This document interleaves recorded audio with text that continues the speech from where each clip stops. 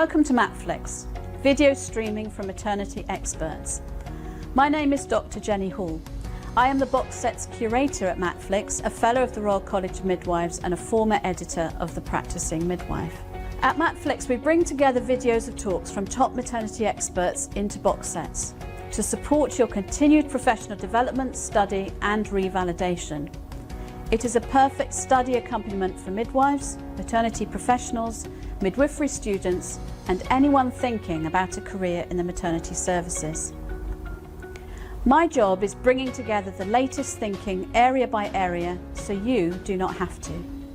Not only do you get the video of brilliant talks and relevant content in thematic box sets, you also get access to the audio version so you can listen on the commute or while you walk the dog. Plus links to the latest research in the relevant field, government policy documents, the presenter's PowerPoint and more besides. Sign up to Matflix now for the best video streaming from maternity experts.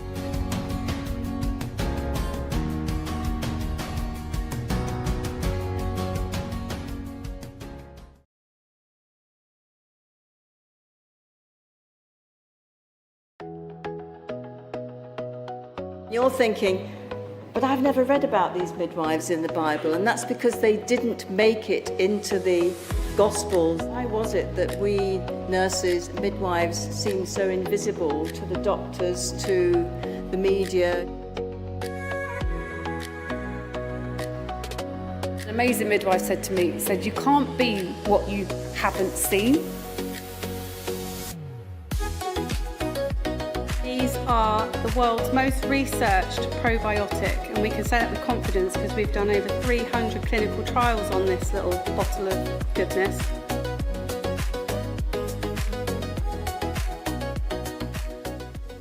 These awards, as you know, are a celebration of achievement, effort, change, innovation, management, insight, and the many other traits necessary to sustain a proud profession like midwifery and consistent services in maternity. We invite people to nominate a colleague or a student or a manager, whatever, where they think that person's a real trailblazer. And it's really a celebration of all that's good in midwifery and maternity care. They recognise individuals, they recognise teams, management and educators. Anyone who values excellence and makes improvements. They are essentially a celebration of all of your achievements. So, shall we get on with it? What you do with your day-to-day lives, I just admire you hugely. If you do want to nominate a colleague, a friend, maybe yourself, please speak to the organisers and visit the website, and I really hope that we'll see you at that.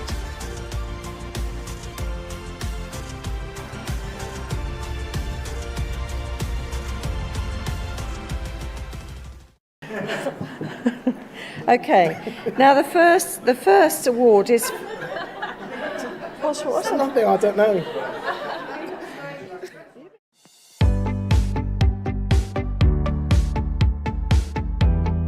We have had a 40% caesarean section rate in the National Maternity Hospital. That is major abdominal surgery. Around 40,000 mums did not return to work in 2022. It's even more relevant if you're a mum who's experienced birth trauma.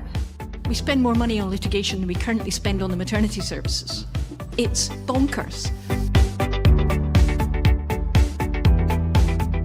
It's in all of our interests, and particularly the government, to improve maternity services.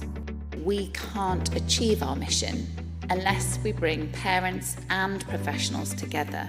A revolution needs to happen. We need to start working together. I know it's a hard time, but for goodness sake, it's the best profession in the world. Be proud to be midwives, be proud of the job that we do, and continue to celebrate our successes.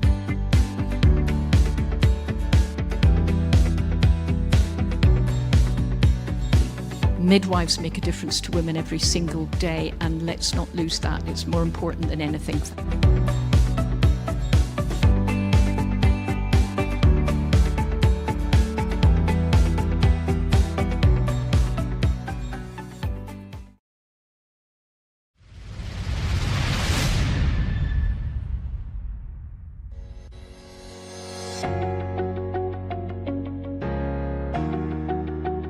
Welcome to Matflix, video streaming from maternity experts. My name is Dr. Jenny Hall. I am the box set's curator at Matflix, a fellow of the Royal College of Midwives and a former editor of The Practicing Midwife. At Matflix, we bring together videos of talks from top maternity experts into box sets to support your continued professional development, study and revalidation. It is a perfect study accompaniment for midwives, maternity professionals, midwifery students and anyone thinking about a career in the maternity services. My job is bringing together the latest thinking area by area so you do not have to. Not only do you get the video of brilliant talks and relevant content in thematic box sets, you also get access to the audio version so you can listen on the commute or while you walk the dog. Plus links to the latest research in the relevant field, government policy documents, the presenter's PowerPoint and more besides. Sign up to Matflix now for the best video streaming from maternity experts.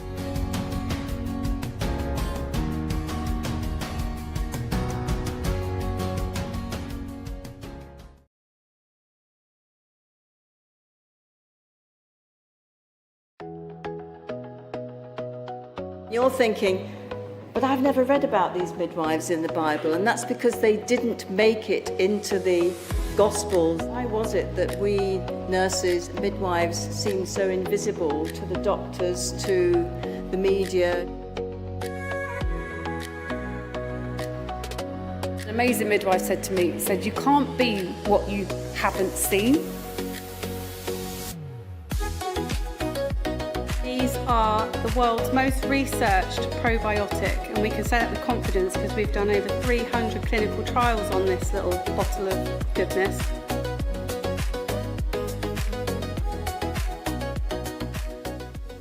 These awards, as you know, are a celebration of achievement, effort, change, innovation, management, insight, and the many other traits necessary to sustain a proud profession like midwifery and consistent services in maternity. We invite people to nominate a colleague or a student or a manager, whatever, where they think that person's real trailblazers. And it's really a celebration of all that's good in midwifery and maternity care. They recognise individuals, they recognise teams, management and educators. Anyone who values excellence and makes improvements. They are essentially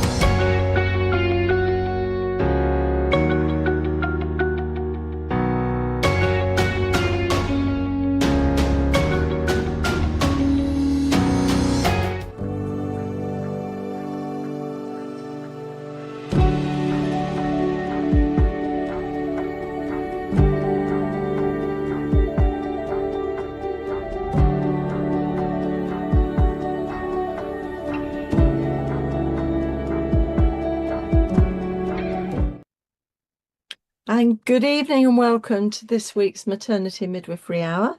My name's Sue MacDonald and I'm the curator for the Maternity and Midwifery Hour and the Maternity and Midwifery Festivals, and it's my pleasure to be chairing the session this evening. And I have with me a wonderful midwife called Gaynor Morrison. Some of you will know, I hope.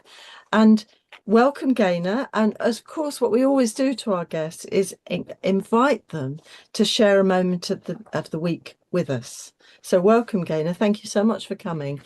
Share with us your moment of the week. Please do. Thank you for inviting me, Sue. So my moment of the week harks back to Sunday, which was Mother's Day, which I think is very poignant in terms of what we're talking about today. And I got a very little badge that said Best Mum. And so I was wearing that with pride all day. And it reminded me of the photograph that I had taken. I don't even know who took it, but I had a photograph when my daughter was born at her christening, and she was being held by her godfather, and just all you can see is his arms, his hands, and his white shirt, and she's there all cuddled in, and that was the inspiration for the You Were Held project. So it ties beautifully with what we're going to talk about tonight. Oh, wow. That is lovely. Thank you so much. That is really lovely, because someone was talking about sort of the little things of motherhood. I mean, actually, it was resonant with the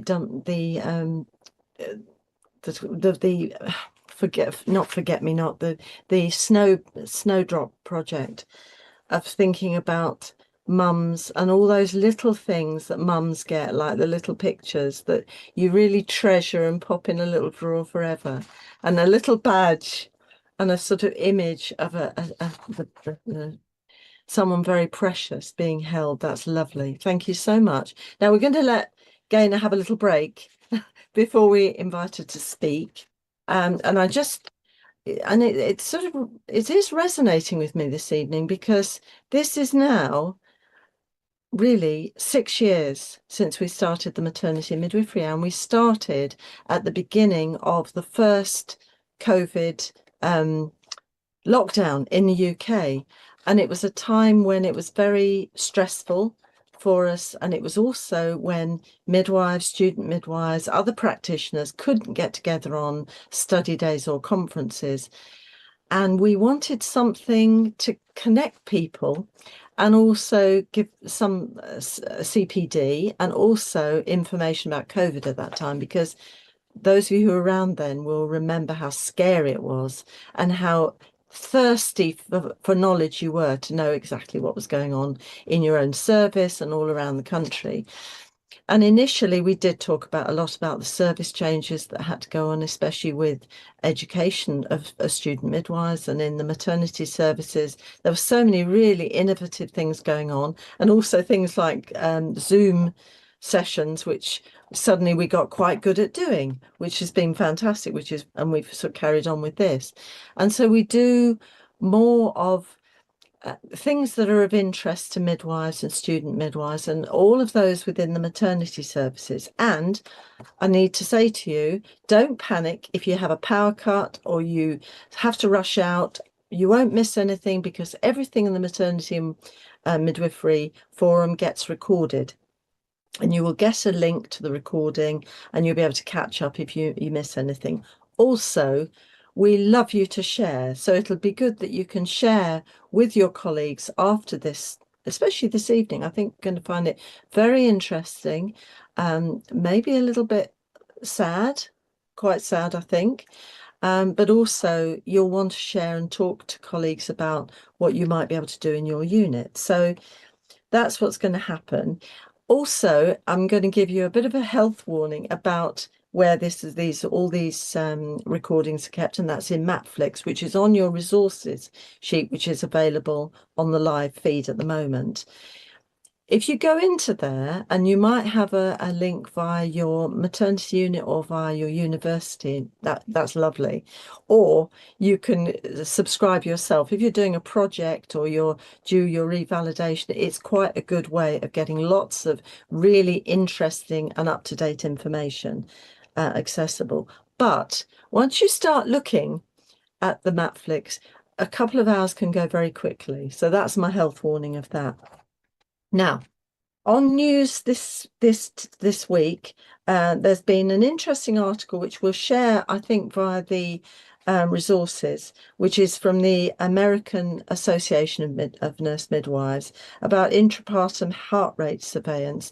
And it's more about when I was reading, and thank you to Diane Garland for sharing it, is more about thinking about how we record fetal heart rates, i.e. using the old Pinard stethoscope. Now, those of you who are very good at eyesight will see in my background, in that very full bookshelf I have, there's a couple of Pinard's stethoscopes, which are very useful if you haven't got the equipment of a fancy monitor.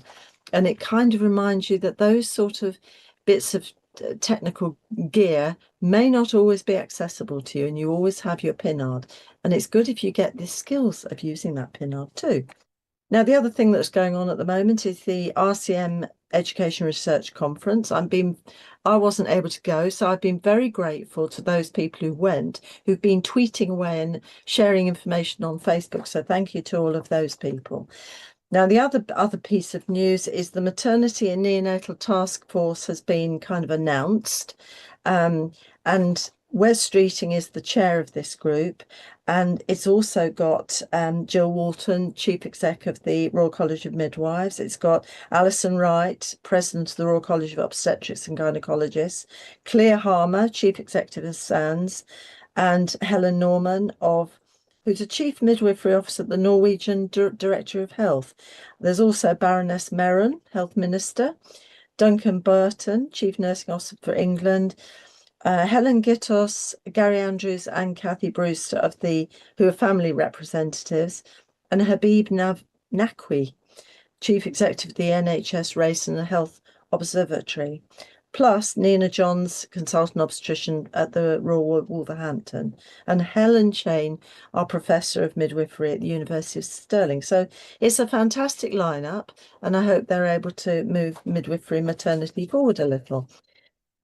Okay, now we're getting to the meat of what we're going to be doing this evening, which we're going to talk about women who may be at risk of separation from their babies at or soon after birth, especially and often through complex child protection issues, and how they can be uniquely supported through a very compassionate private photography session.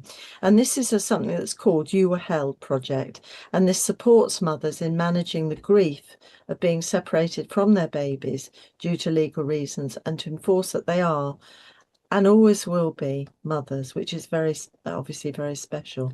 And to lead the kind of discussion, and she's the project lead on this, is Gaynor Morrison, who's an experienced midwife and lecturer, and she's specialising in safeguarding health inequalities and trauma-informed teaching methodologies.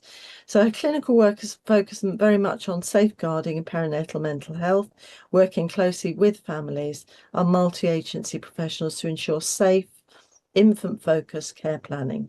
She's got a particular interest in babies born into care, and she's contributed to the development of policies and procedures within healthcare settings, as well as publishing research in the area, so you need to look her up. She's also a hypnobirthing therapist. I don't know how she fits all this in. Gaynor, how do you fit it all in? And she's also a semi-professional photographer specialising in natural light portraiture. And she leads this project, You Were Held, offering photography to mothers whose babies are born into care. And that's what she's going to talk about this evening. So I'm delighted that you're with us, Gaynor. Welcome this evening. Thank you so much for coming in. And the screen is now yours. Thank you, Sue. So I'm hoping you can see the start of the presentation called You Were Held. There it is. Good. Sue and I go back to the 1990s when I was at Middlesex University writing up my master's, which was the focus on inequality and around babies being removed, and I was doing photography for May's Midwifery back then. So it's lovely to come full circle almost, and that when I last saw Sue at another conference, she said, when are we going to get some of your photos to show? So this is a real honour to be able to share them with Sue and with you all. So this project has come about by a collaboration really with Sharon Bumford, who unfortunately can't be here tonight. And we together had talked for many years about supporting women whose babies are being removed at birth. And we were in a safeguarding team together, and we talked about, what we could offer, what momentums we could offer. We were getting involved in local charities, getting outfits and toys and blankets and things that we could just send mum home with that might smell of baby and that baby could wear. And I kept saying, like, I know I can do something with my photography, but there was never space to be able to develop a project together because we were just frontlining, and the job came first, and that's where our focus always was, and there just wasn't space. When you're working in safeguarding, quite a lot of what we do as well is training, and so I went off and did my PG cert just to really give a backbone to the kind of training I was giving and making sure that the learners were learning the best they could from us. And then an opportunity arrived for me to become a lecturer. And so now I'm a senior lecturer at Kingston University. And because of that space and because of that distance and because I could take a breath, we were able then to come back together. And because we always knew the journey wasn't over when I left safeguarding team, and that anything that we were going to do or publish would be a joint venture. So I've called this You Were Held. As I said at the beginning, it was really born from an idea of my own daughter being held on her christening day, and thinking, gosh, that image was so strong for me. It's on my mirror every morning when I do my makeup, and I saw it in my sister's home at the weekend, and it just really reminds me of how lucky we were, how supported she was, and how I felt that she was always going to be really safe. And I think when you have a background of child protection, you are almost hyper vigilant about the safety of your own baby, probably. So I've called it a creative project, but I have been talking to people and calling it a passion project, really.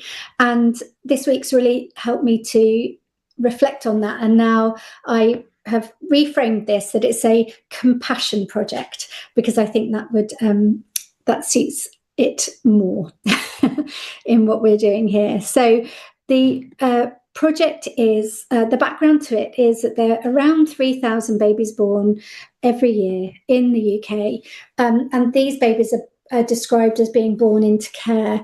And this work has come from Tobacco and also from the Nuffield Institute, who wrote sort of practical guidance for around babies born into care, and they're the ones that have also started the Hope Project, where again they're providing boxes that are filled with these momentums, and in the box is an STD card for images to be saved that are taken for the baby and for the mother.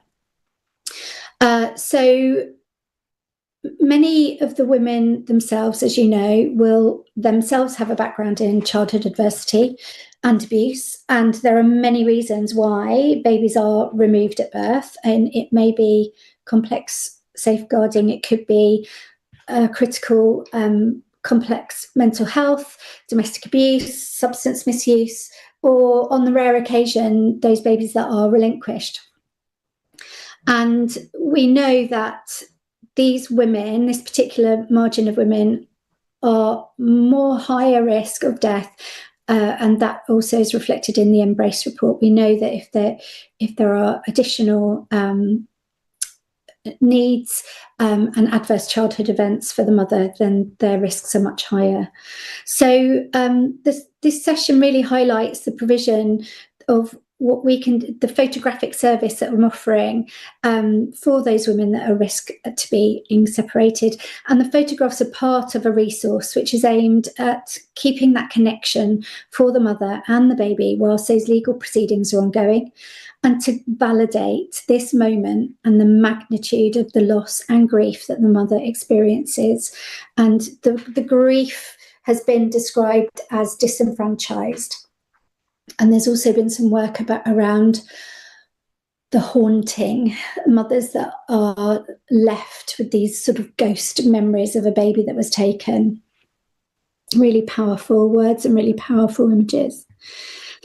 So we know that there is a dearth in midwifery literature, and I fully believe that's because safeguarding midwives are safeguarding and probably don't have the space, just like I didn't, or the brain space to be able to write up what's really going on there in the coalface. And I think maybe the wider audience, and I don't know, this is anecdotal, maybe there's a perception that when a baby's removed, it's the corpse that do it, it's the social worker that do it, it's the police that do it, when actually it's the midwife. And even though legally the police are the only person that can remove a baby from its mother under a police protection order, I think for years and generations, a midwife is the one that has said in lots of different ways, okay, it's time, or, you know, I'm going to take your baby to special care now, or, you know, all sorts of ways for the mother to relinquish the baby voluntarily so that you're not actually physically taking the baby, but it's still, that separation is still happening, and the midwife is the one that is often in the room facilitating. The social worker may be there may be other family members, there may be a SCBU, paediatrician, there may be lots of other people involved at that time, but I think the midwife is key, and I think our role is undervalued. We don't talk about this, and this is another part of midwifery that I think needs highlighting. So when I talked about, named it disenfranchised grief, we know that parents, the evidence is that they do value empathy and genuine individualised care that's sensitive, and it's given in a sensitive location. We know that we need to create opportunities for parents to create memories for those first hours to support ongoing connection, and that's vital for the baby's well-being and for mother. And there is a recommendation in Tobacco's work, and again with the Nuffield, around the recommendation for meaningful goodbyes and memories whilst promoting collaboration and compassion. So, as I said, some people, you know, we do rely heavily on mothers, birthing people, partners to take photographs. Lots of these photos get taken on mobile phones, and we know that these women also can have digital poverty. They may not have clouds, they may not have backup, they may not have storage, they may not have laptops. They may not have, I don't know how many people physically get photographs produced anymore. So by offering this photography to parents who are experiencing removal, it's one element of validating the relationship and having something physical that they can hold and relate to.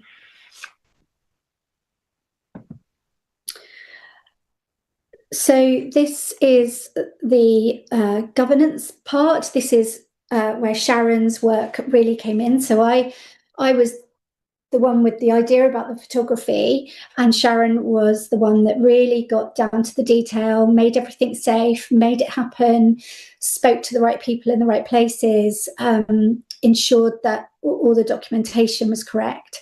So we needed governance, we needed safe editing and storage of the photographs. And that was an overriding theme throughout the planning of this. We sought expertise from information governance teams within midwifery, and we developed a consent form for the parents, which outlined who takes the photo, where the photo is used, and whom it would be shared with, and how it will be stored. And how it's done is that the photographs are immediately edited by myself. I send them to the safeguarding team.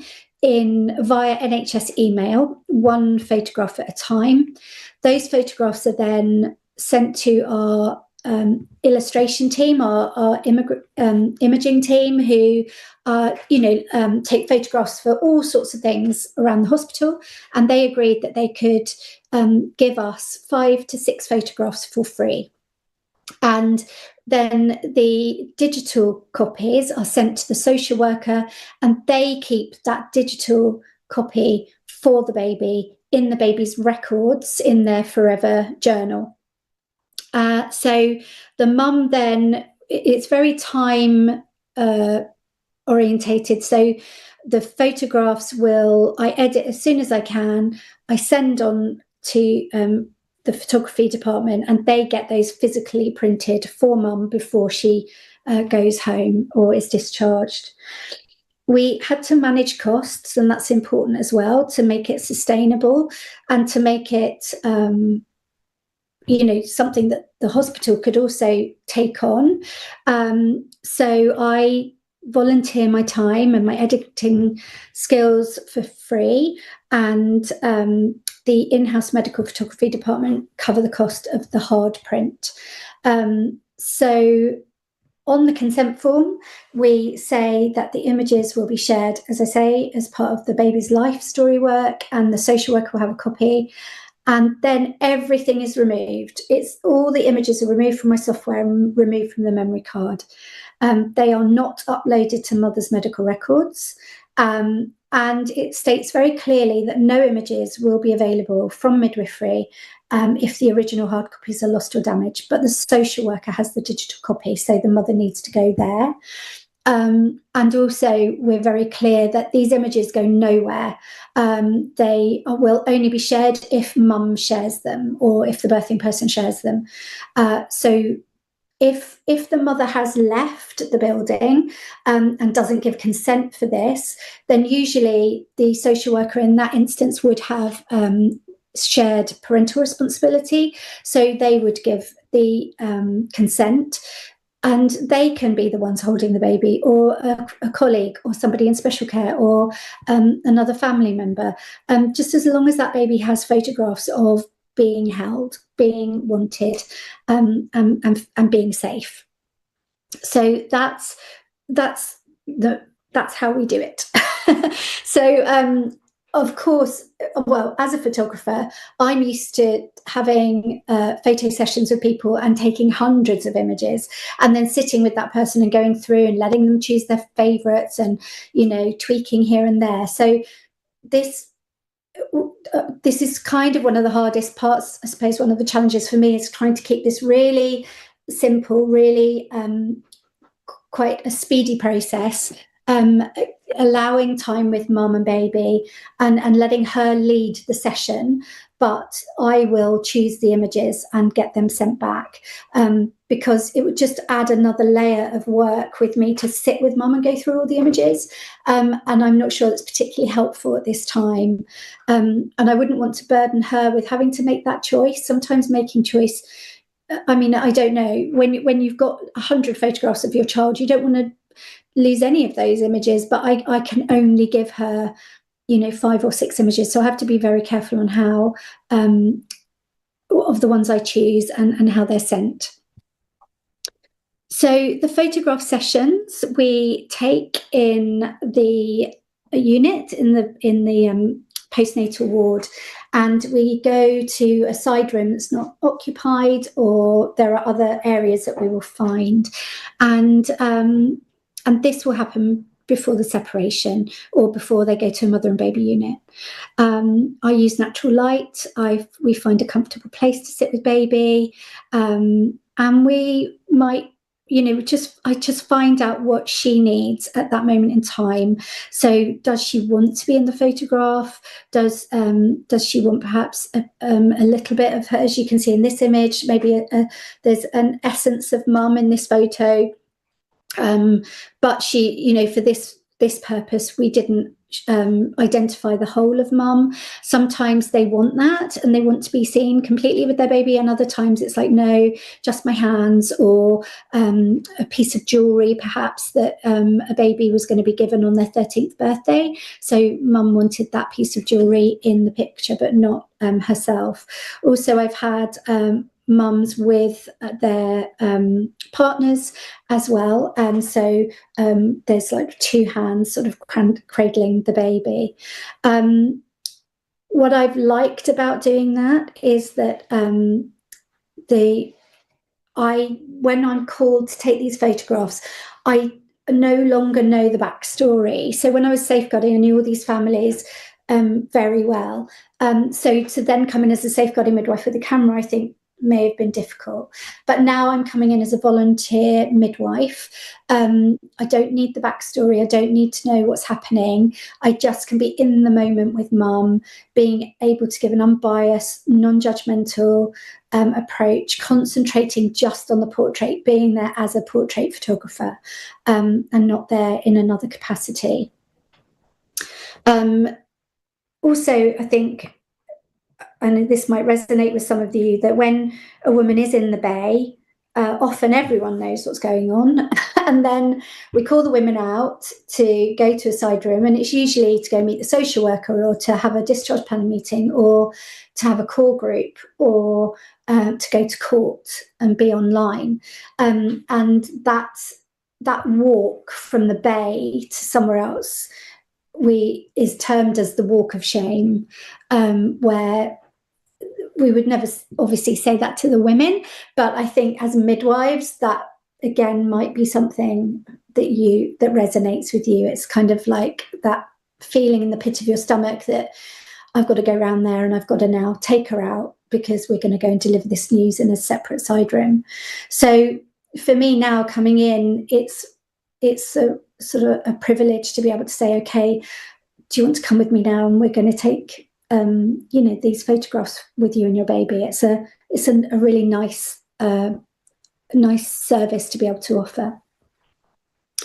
And so I just want to give you some samples of the photographs that I take.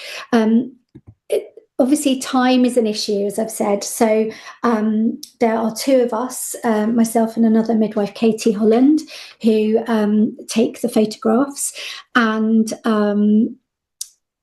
so we're just on call for when that happens. And I suppose my dream is that there'll be a midwife with a camera in every hospital, just able to offer this service in some way.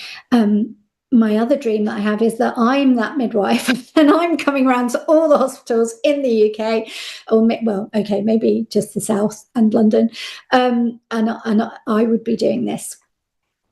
So you can see this very special baby here, and Mummy, and I believe Mummy is in the audience tonight, and these photographs were kindly portrayed by Emma, who's one of our safeguarding nurses, and she was completely behind the project and offered up baby Arthur to be my muse and take some images that I could share with you, because as I said, all of the photographs of the babies are not shared anywhere, even though, again, maybe in the future I could do some research or gain some other type. It's so difficult to gain consent at this time, as you know, but it would be lovely to be able, these are such, I feel that these are historical. They're a moment in time. Babies have been removed from mothers since year dot, and they're still being removed. And as I said at the beginning, it's 3,000 a year that are being removed. Now, it might be a very different situation that babies are being removed now, but they are still being removed. And the pain and the loss is still as deep as it always was. I had one mother who, when I offered some photography, said that due to the domestic abuse situation she was in, she didn't have a phone because he wouldn't allow her to have a smartphone. So that really, for her, was a real gift to be able to give her some images. And also a story from a great-grandmother who, in the 1940s, had her baby removed. She was a teenage mother and unmarried, and that was the reason. So 6 months after giving birth and being in a mother and baby unit, she had one photograph of her baby, and she said that when she got home, her mum felt that probably wasn't, she didn't want her to get all maudlin over having the picture of the baby around, so she removed it, and she never saw that photograph again or her baby. And that great-grandmother's now in her 80s, and that pain is still very real. So these photographs, I'm hoping that we offer now, can go some way to provide some comfort, provide some support, provide some real acknowledgement of that moment. You can see that some of these images are, say, hands and feet, or showing an essence of mum's hair, or a full photograph with mum kissing baby.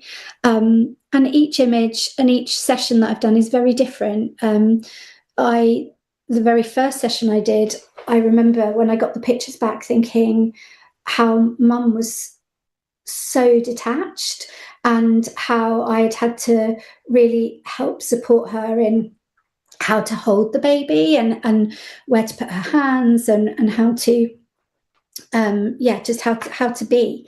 And yet afterwards, when she saw the images, she wanted them blown up life size and put on her bedroom wall because she loved them so much. But to me, I just really saw that impact of the bonding and attachment, and how it wasn't there because she was just so afraid, because she knew that this baby wasn't going home with her.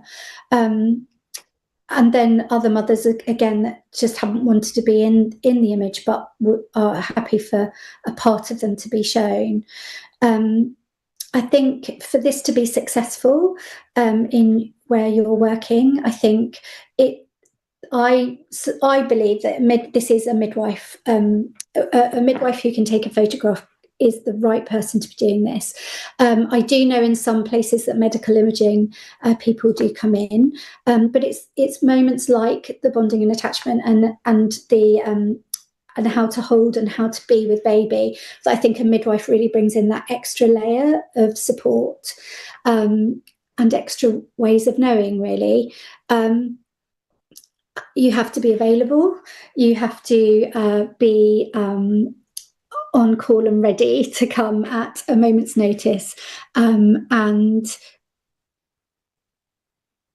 yeah, as I say, I do it on a volunteer basis, and for me that works. What I also would like to see the project grow into is perhaps that we have a platform, that those midwives that are doing it, that we can share stories with each other, that we have a safe space, that I could provide some safeguarding supervision, so that if there is a particularly difficult case, that we're able to have a safe place to debrief on that together.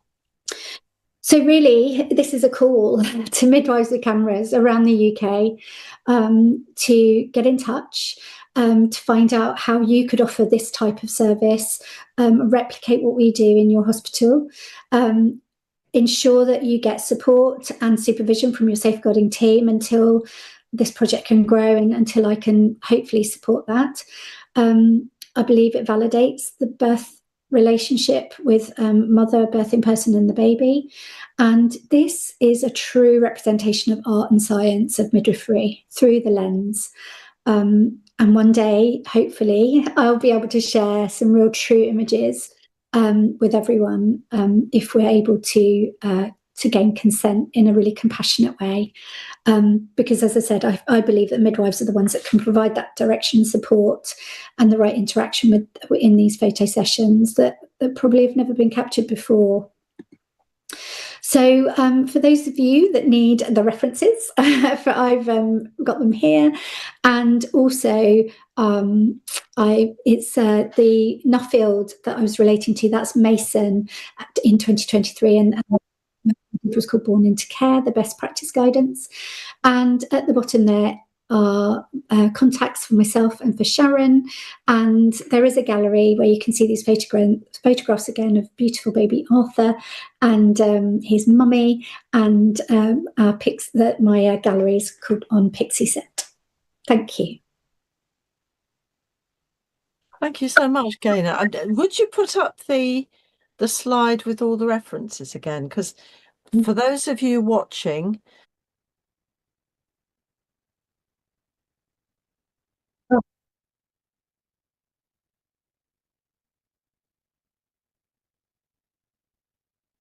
and some of them people will be very familiar with, like the embrace. Some of them are more kind of specialized, aren't they? So you might need to do a bit of tracking down, but you can find these all online if you've got the reference there, and especially with the title and the authors. So that's really fascinating, actually, Gaynor, because there's so much in there about, and it is very much a compassionate project. Now I'm just going to check. We can go back to having two of us speaking now. I think that's what's happened now, which is lovely. I think that's what everyone's getting is us here. So that's fantastic. I mean, I was very interested in the very practical stuff around this, Gaynor, like the pictures, because I was thinking about this. Everyone has got the mobile phone. We walk about with these all the time, but I'm assuming that there's a bit of a data protection issue around using your own phone rather than using the unit camera. And I wonder if you can just sort of highlight that, because I think some people may not realize about the implications of that. Yeah, absolutely. So again, like anything, if there was any, like I've seen pediatricians use phones to take photographs if, when a baby's been marked by a scalpel, and also the Google glasses where you can tip your head and they take a photograph. So these are another issue that we're having in the workplace, where women might be filmed, maybe having photographs taken from perpetrators or from clinical people without realizing. So yeah, I think that we need to be very careful around how we take the photographs and where we store them, and that's why governance was so important, and that's Sharon's speciality of getting that really the nuts and bolts. I can go around fluttering and being creative going, we need to do this immediately, but Sharon's like, hang on, Gaynor, let's do the dry stuff. It's like the Head and Shoulders advert, now for the science bit. So yeah, Sharon did all that work, which was amazing, because that attention to detail is definitely her bag. But yeah, I would definitely, if you're thinking about doing this, then yeah, speak to your governance team and find out, and the wording as well. As I say, for me, the consent form, it was really basic, really easy to follow, and it absolutely is crucial that the only people that have this photograph is the mother and is the social worker. Yeah, and it's gone medical records as well. Yeah, I mean that was really helpful to understand that there's not all these photographs floating around, because of course sometimes you can imagine putting loads of photos in mum's notes and them being lost forever, whereas you've obviously as a governance team have worked out what the best system is, and so really, if you're thinking about doing this, and this is to our audience, because we do have very innovative, lively audiences out there who do like to carry things forward.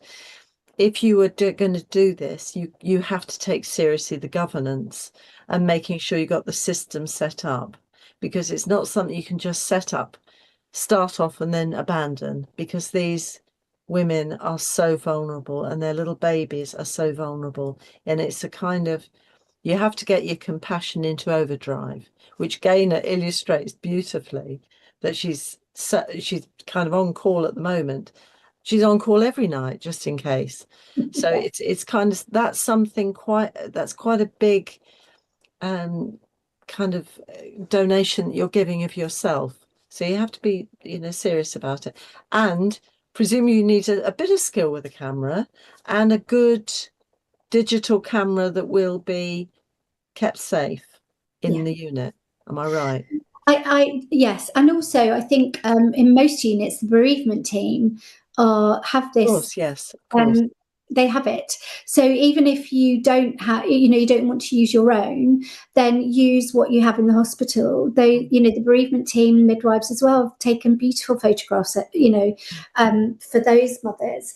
And there is that project, the organisation called, my grey brain's gone. Remember My Baby, and I remember meeting the person who ran that. He did a talk, and it was incredible, and the images were so powerful and beautiful. And I did wonder whether I could piggyback off them and join their organisation, but then again, this is disenfranchised grief, a very different grief, and I didn't think that was the right platform. So I think there is opportunity for this to grow. It could become a charity, it could become a community of practice, but at the moment it's just me and my camera going to our local hospital for our local women, because it is a big ask, as you say. It happens about once a month, and I know, and I've been given the heads up a few days before, so I don't, so that on call, it sounds grander than it is. I do know, I know that potential on Friday. Yeah.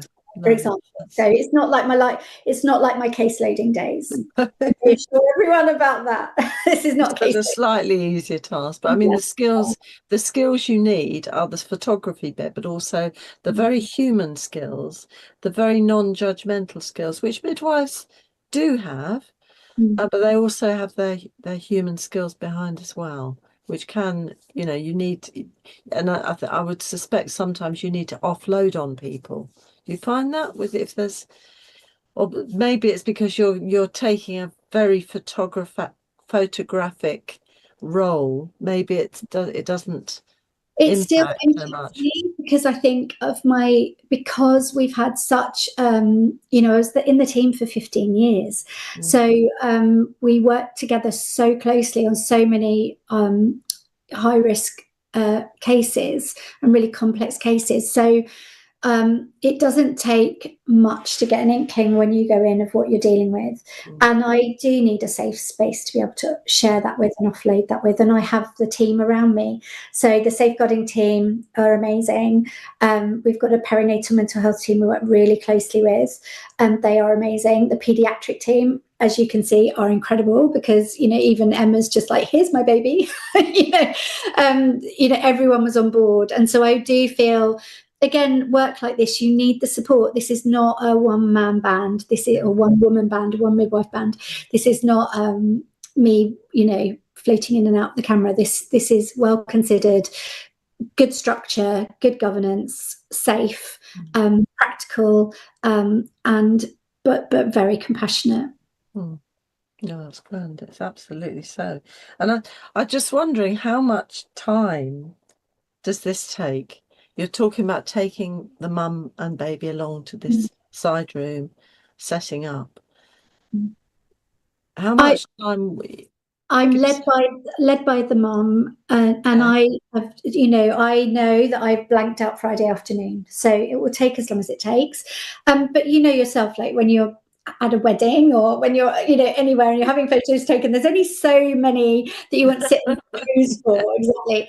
And babies as well, they can become fractious. You've got a very limited time. So, the baby and the mum will lead me. And I'll know, and as I say, I can't spend too long with them, because the longer I'm there, the more I'll take. And then the more choice I have, the harder it is for me to choose. Well, I have to say that resonated with me big time. And any of us that take photos, I've got thousands on my camera, thousands. And to delete one or two is quite painful. So I could imagine you as a photographer, and also, I mean, you're making the choice in a way for the mum about which photos to keep. So you're obviously keeping the most beautiful ones and the ones that don't, that you could, but summing up 5 or 6 photographs must be incredibly difficult. It is, and deleting them is just, it breaks my heart. Literally, it's the hardest thing, because they're beautiful. And as I say, and I really think they this is an unseen story. It's an untold story. And I would, these images are so powerful. I could, I think that they're worthy to be in the National Gallery. I think they're worthy to be seen and talked about and explored and adored and understood. And for women to and for women to know that how compassionate and people are around this, that when I talk about the project, people aren't dismissive. They're not, people think it's a beautiful thing, and I don't think the women would ever know that. No, that's really important. I mean, the other thing I had, actually, tell me about the baby journal. This is something I don't know about so well. So yes, with social workers, they set up a journal, and like the Red Book. So you would put the milestones in there, and when they first giggled, and when they first did this and this, photographs. And it's a journal then that the social work team will continue with the foster parent or then the adopted parent, and then that baby will have that memory book, if you like. So this feeds in, because again, I remember years ago talking to a social worker and saying about this is what we want to do. And they said, oh, that's really nice, but we rely on the foster parents to take pictures, and they take the pictures. And it just wasn't enough because I didn't know, like we say, we all take loads of pictures, but who develops them? Who has them physically to hold? And these women have digital poverty. So we can't be guaranteed that phone gets lost, broken, stolen, the partner takes it. Those images are gone. And also, if her baby's being removed, they're not the kind of photographs that she will be putting on Facebook, social media, or showing her family because of the shame and the shame. So, these are for her. So in a way, the baby, I mean, that's really, I didn't know that, which is, I'm ashamed to say I didn't know about a memory. I love this idea. I mean, it's actually, what I'm thinking of now is all these people who were in intensive care during COVID and had these accounts written by people who knew what happened and how incredibly important that was. And having a memory book for these children who might think they've just been abandoned or just been taken away and their mums didn't care, and you kind of know they do care, and how painful that is. To have that precious kind of story is very special. It's wonderful.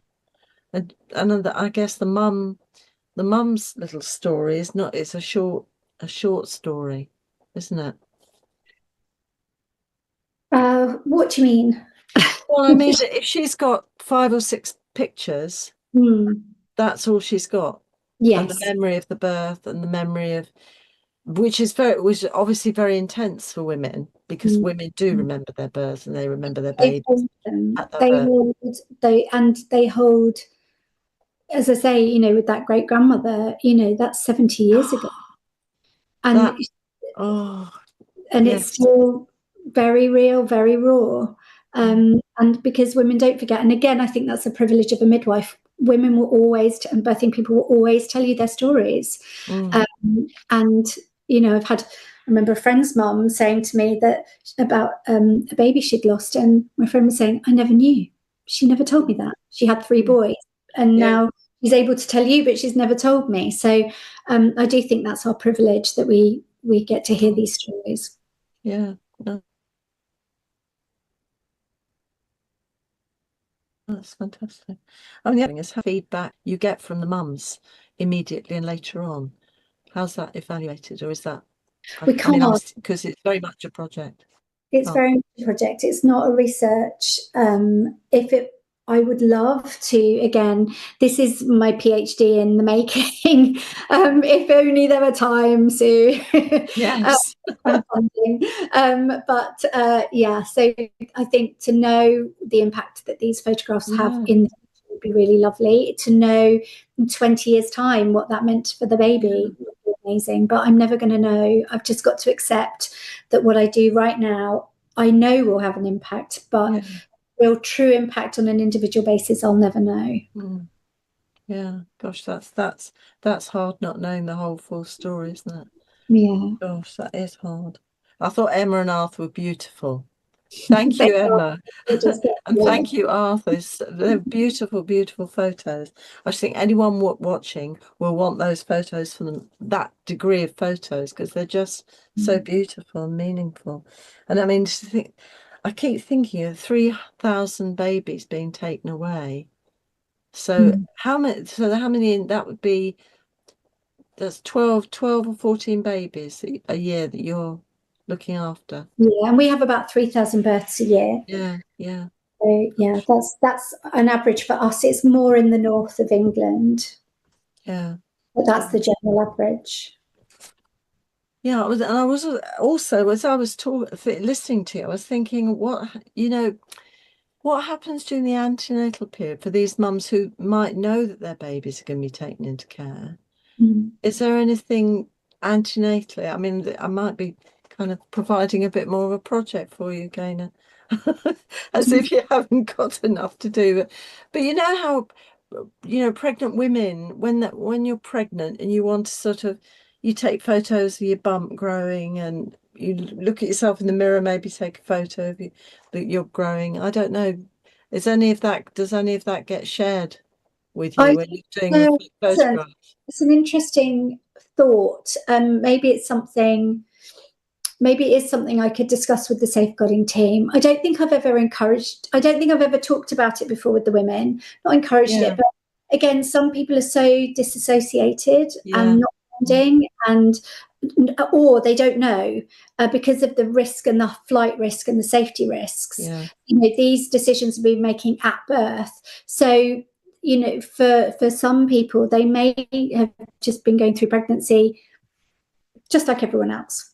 Or for people that are going to relinquish their babies, often they've had quite scant antenatal care, or it's a concealed pregnancy, so you wouldn't necessarily have that. You wouldn't be taking photos, I guess. No, that's oh my goodness, that's very heavy. And when you were talking about the midwife being the one to take the baby, that's very much so. It's kind of and describing how you're going on that walk with them with the baby, that kind of felt quite really positive, as though it's almost like cancelling out. Well, it's not completely, obviously, because they're still losing their babies through that way, but kind of more like one of the things you'd be proud of, having your photos done, and it's sort of like being a normal mum and baby. Yes, absolutely. It's just having that, being recognised as a mother in that moment, I think is really important.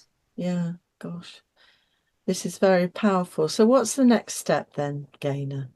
PhD funding everywhere in the UK. Women's Hour. Oh gosh. Golden Need, lottery funding. Oh, crikey. It's all in my brain about getting this would be amazing if this could grow and this become more than just me and my camera in one trust.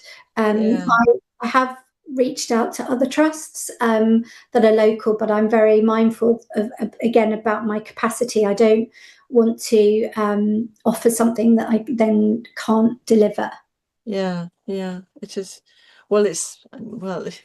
The whole process, and I thank you so much for sharing the whole process, especially the governance and the sort of very practical issues that we have to think about on taking on this sort of role, because it's a fantastic project in that what it offers a very vulnerable group of women and babies who otherwise would be kind of suffer even more than they're going to suffer. So thank you so much for sharing with us your project, and I wish you the very best of luck. And I'll say to the audience, I've known Gaynor for a long time, and I used to use one of her photos. I don't know if you remember, Gaynor, the one with the babies all in a circle. For a long time, Gaynor has a very a fantastic eye, which is why she's a fantastic photographer. She's got a very good eye for mums and babies, and babies especially, and getting that sort of moment.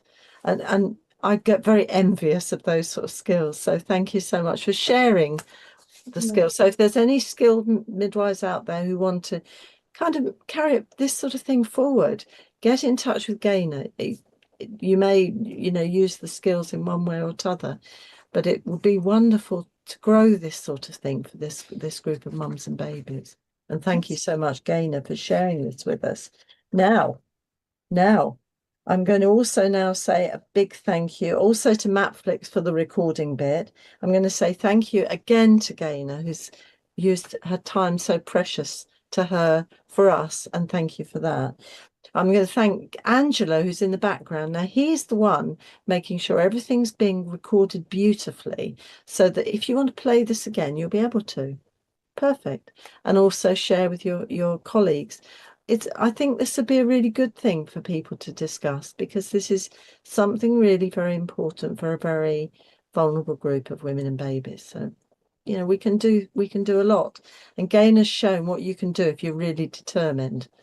Straightforward. Thank you also to Paul in the background with the Facebook Live. Now, next week, I need to say, resources available now. You should have access to those. This will be available at 6 o'clock in the morning on Friday for those of you who like a podcast. And I know there's a whole gang of you that do, so that'd be good.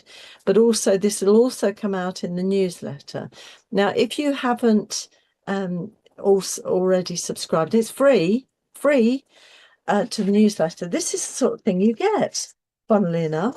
Gaynor actually wrote an article there. So for those of you who might be doing an essay or assignment for university, it's great, because you could use this as a nice reference, or this very evening.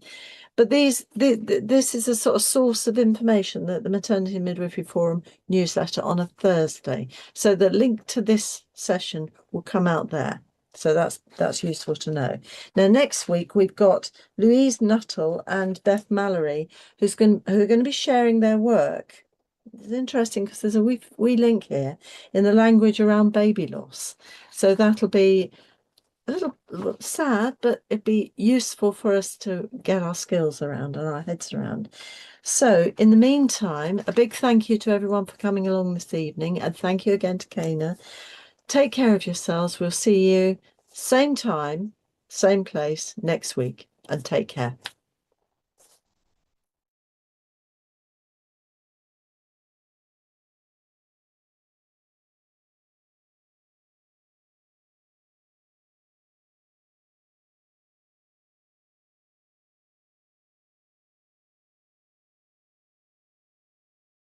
These awards, as you know, are a celebration of achievement, effort, change, innovation, management, insight, and the many other traits necessary to sustain a proud profession like midwifery and consistent services in maternity. We invite people to nominate a colleague or a student or a manager, whatever, where they think that person's real trailblazers. And it's really a celebration of all that's good in midwifery and maternity care. They recognise individuals, they recognise teams, management and educators. Anyone who values excellence and makes improvements. They are essentially a celebration of all of your achievements. So, shall we get on with it? What you do with your day-to-day lives, I just admire you hugely. If you do want to nominate a colleague, a friend, maybe yourself, please speak to the organisers and visit the website, and I really hope that we'll see you at that.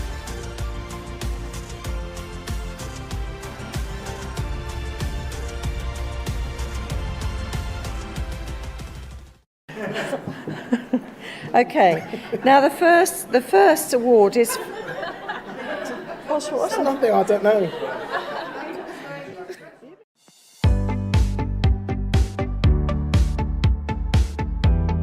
We have had a 40% caesarean section rate in the National Maternity Hospital. That is major abdominal surgery. Around 40,000 mums did not return to work in 2022. It's even more relevant if you're a mum who's experienced birth trauma. We spend more money on litigation than we currently spend on the maternity services. It's bonkers. That it's in all of our interests, and particularly the government, to improve maternity services. We can't achieve our mission unless we bring parents and professionals together. A revolution needs to happen. We need to start working together. I know it's a hard time, but for goodness sake, it's the best profession in the world. Be proud to be midwives, be proud of the job that we do, and continue to celebrate our successes.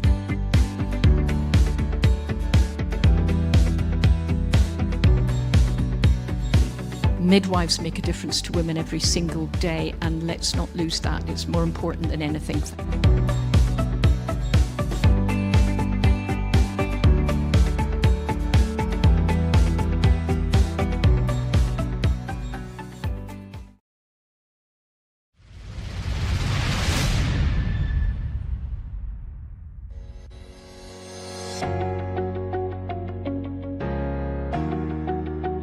Welcome to Matflix, video streaming from maternity experts.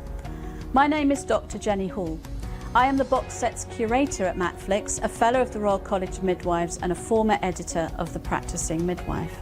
At Matflix, we bring together videos of talks from top maternity experts into box sets to support your continued professional development, study and revalidation.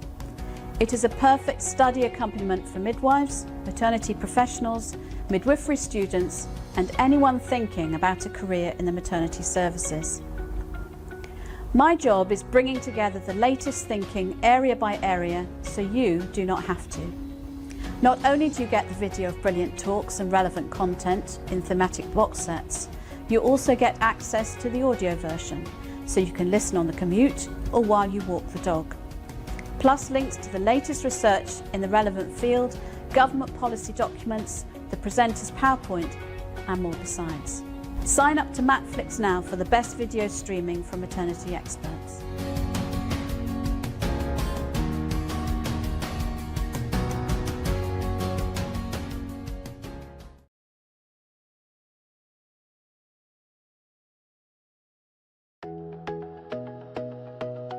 You're thinking, but I've never read about these midwives in the Bible, and that's because they didn't make it into the Gospels. Why was it that we nurses, midwives, seem so invisible to the doctors, to the media?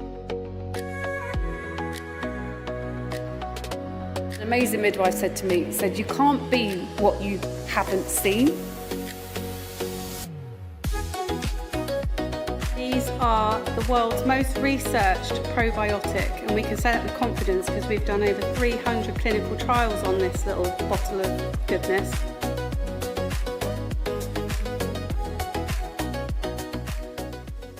These awards, as you know, are a celebration of achievement, effort, change, innovation, management, insight, and the many other traits necessary to sustain a proud profession like midwifery and consistent services in maternity. We invite people to nominate a colleague or a student or a manager, whatever, where they think that person's real trailblazers. And it's really a celebration of all that's good in midwifery and maternity care. They recognise individuals, they recognise teams, management and educators. Anyone who values excellence and makes improvements. They are essentially a celebration of all of your achievements. So, shall we get on with it? What you do with your day-to-day lives, I just admire you hugely. If you do want to nominate a colleague, a friend, maybe yourself, please speak to the organisers and visit the website, and I really hope that we'll see you at that.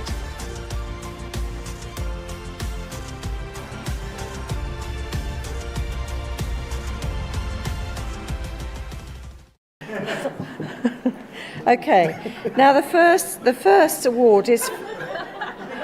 What's nothing, I don't know.